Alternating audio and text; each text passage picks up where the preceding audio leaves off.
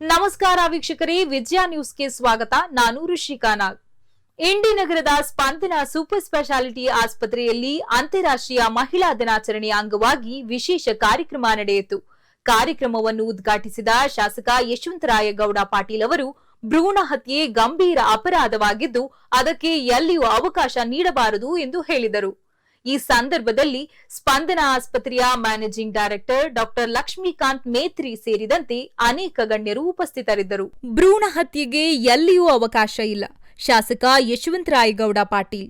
ಇಂಡಿ ನಗರದ ಸ್ಪಂದನ super speciality ಆಸ್ಪತ್ರೆ ಆವರಣದಲ್ಲಿ ನಡೆದ ಅಂತಾರಾಷ್ಟ್ರೀಯ ಮಹಿಳಾ ದಿನಾಚರಣೆ ಪ್ರಯುಕ್ತವಾಗಿ ಹಮ್ಮಿಕೊಂಡಿದ್ದ ಕಾರ್ಯಕ್ರಮವನ್ನು ಉದ್ಘಾಟಿಸಿ ಮಾತನಾಡಿದ ಶಾಸಕ ಯಶವಂತರಾಯಗೌಡ ಪಾಟೀಲ್, ಭ್ರೂಣ ಹತ್ಯೆ ತುಂಬಾ ಅಪರಾಧ, ಅದಕ್ಕೆ ಎಲ್ಲಿಯೂ ಅವಕಾಶ ನೀಡಬಾರದು. ಹೆಣ್ಣು ಮಕ್ಕಳಿಗೆ ಧ್ವನಿ ಇಲ್ಲದ ಕಾಲವೊಂದಿತ್ತು.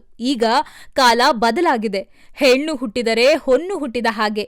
ಭಾರತದಲ್ಲಿ ಯಾವಾಗಲೂ ಹೆಣ್ಣಿಗೆ ಗೌರವ ಇದೆ. ಹೆಣ್ಣು ಮಕ್ಕಳು ಒಂದು ಮನೆಯಲ್ಲಿ ಹುಟ್ಟಿ ಬೆಳೆದು ತದನಂತರ ಬೇರೆ ಮನೆಗೆ ಹೋಗಿ ಅಲ್ಲಿ ಕೂಡ ಸದಾಕಾಲ ಸಕಾರಾತ್ಮಕವಾಗಿ ಇದ್ದು ತನ್ನ ದೈನಂದಿನ ಜೀವನ ನಡೆಸುತ್ತಾಳೆ ಎಂದರೆ ಅವಳು ತುಂಬಾ ಬುದ್ಧಿವಂತಳು ಎಂದು ಹೇಳಿದರು. ಈ ಸಂದರ್ಭದಲ್ಲಿ ಡಾಕ್ಟರ್ ಪ್ರೀತಿ ಕೋಳೇಕರ ದಿವ್ಯ ಸಾನ್ನಿಧ್ಯ ವಹಿಸಿದ್ದ ಗುರುಣಾಪುರ ಆಶ್ರಮದ ಯೋಗೇಶ್ವರಿ ಅಮ್ಮನವರು, ಸ್ಪಂದನ ಆಸ್ಪತ್ರೆಯ managing director doctor Lakshmikant Metri, ಆಸ್ಪತ್ರೆಯ ಅಧ್ಯಕ್ಷ ಭೀಮಾಶಂಕರ ಮುರಗುಂಡಿ ಮಾತನಾಡಿದರು.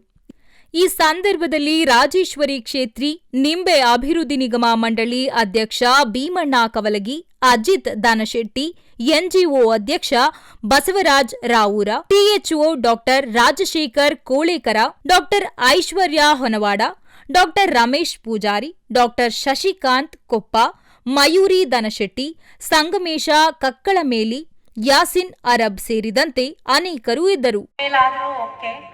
ಅವರಿಗೆ ಫ್ರೀ ಸರ್ವಿಸ್ ಸಿಗುತ್ತೆ. ಮೇಲ್ ಆದ್ರೂ ಅವರಿಗೆ ಪಾಕೆಟ್ ಫ್ರೆಂಡ್ಲಿ ಸರ್ವಿಸ್ ಇರಬೇಕು ಅಂತ ನಂತರ ರಿಕ್ವೆಸ್ಟ್. ನಮ್ಮ ಹಾಸ್ಪಿಟಲ್ ಅಲ್ಲಿ ನಾವು ನೋಡ್ತೀವಲ್ಲ, ಗೌರ್ಮೆಂಟ್ ಹಾಸ್ಪಿಟಲ್ ಅಲ್ಲಿ 1ನೇ ಹೆರಿಗೆ, 2ನೇ ಹೆರಿಗೆ, 3ನೇ ಹೆರಿಗೆ ಬಂದಾಗ ಯೂಶಲಿ ಅವರಿಗೆ 2 ಹೆಣ್ಮಕ್ಳು ಇರ್ತವೆ. ಡೆಲಿವರಿ ಆದ ತಕ್ಷಣ ಅವ್ರ ಎಕ್ಸ್ಪ್ರೆಷನ್ಸ್ ನೋಡ್ಬೇಕು. ಅತ್ತಿ ಎಕ್ಸ್ಪ್ರೆಸ್ ನೋಡಿದ್ರೆ ಅವ್ರ ಆಟಿಟ್ಯೂಡೇ ಚೇಂಜ್ ಆಗಿರ್ತದೆ. ಒಂದ್ ವೇಳೆ ಹೆಣ್ಮಗು ಹುಟ್ಟಿದ್ರ ಮತ್ತೆ ಪೇಷಂಟ್ ಎಕ್ಸ್ಪ್ರೆಷನ್ಸ್ ಅನ್ನು ನೋಡಿದ್ರೆ ಕಣ್ಣಾಗ ನೀರ್ ಬರುತ್ತೆ, ಆ ತರ ಎಕ್ಸ್ಪ್ರೆಷನ್ಸ್ ಇರುತ್ತೆ. ಒಂದರೆ 3ನೇ ಹೆಣ್ಮಗಳು ಆಮೇಲೆ ಮನೆಯವ್ರು ಇದು ಮಾಡ್ತಾರ ಅಂತ ಹೇಳಿ ಅವ್ರು ಆಕ್ಚುಲಿ ನಾವು ಡೆಲಿವರಿ ಪೇಷಂಟ್ ಪ್ರೆಗ್ನೆಂಟ್ ಇದ್ದಾಗೇನೆ ಹೇಳಿರ್ತೀವಿ, ಯಾಕಮ್ಮ ಇಷ್ಟು 3-4 ಕಡಿತೀವಿ. ಇಲ್ಲಮ್ಮ ಮೇಡಮ್, ಹೆಣ್ಮಕ್ಳು ಇದ್ದಾರೆ ನಮ್ಮ ಮನೆಯಲ್ಲಿ ಕೇಳಲ್ಲ. ಅದಕ್ಕೆ ಇದು ಒಂದು ಹೆಣ್ಮಕ್ಳದ್ದು ಅಷ್ಟೇ ಇದು ಇಲ್ಲ, ಗಂಡ್ಮಕ್ಳು ಮನೆಯಲ್ಲಿ ಇದು ಮಾಡ್ಕೋಬೇಕು. ಹೆಣ್ಣು ಅಂತಂದ್ರೆ ಒಂದು ಕಣ್ಣು ಇದ್ದಂಗೆ ಮನೆಯ, ಅವರಿಗೆ ರೆಸ್ಪೆಕ್ಟ್ ಕೊಟ್ರೆ ಗಂಡ್ಮಕ್ಳಕ್ಕಿಂತ ಮುಂದ ಇದು ಮಾಡ್ತಾಳವಳು. ಆಮೇಲೆ ಇದು ಇನಿಷಿಯೇಟಿವ್ ಏನದ 1 ವರ್ಷಗಿಲ್ಲ, ಪೂರ್ತಿ ಕಂಟಿನ್ಯೂ ಆಗ್ಬೇಕಂತ ಹೇಳಿ ನಾನು ಬಯಸ್ತೀನಿ. ಒಬ್ಬರದೊಬ್ಬರು ಸ್ಪಂದಿಸಬೇಕು. ಜೀವನದಲ್ಲಿ ಸ್ಪಂದನೆ ಇದ್ದಿದ್ದಿಲ್ಲ ಅಂದ್ರೆ ಬೆಳವಣಿಗೆ ಆಗಲಿಕ್ಕೆ ಸಾಧ್ಯ. ಸ್ಪಂದನೆ ಆಸ್ಪತ್ರೆಯನ್ನು ನಿರ್ಮಾಣ ಮಾಡಿ ಇಲ್ಲಿ 100 ಬೆಡ್ಗಳ ವ್ಯವಸ್ಥೆ ಮಾಡಿದ್ದಾರೆ.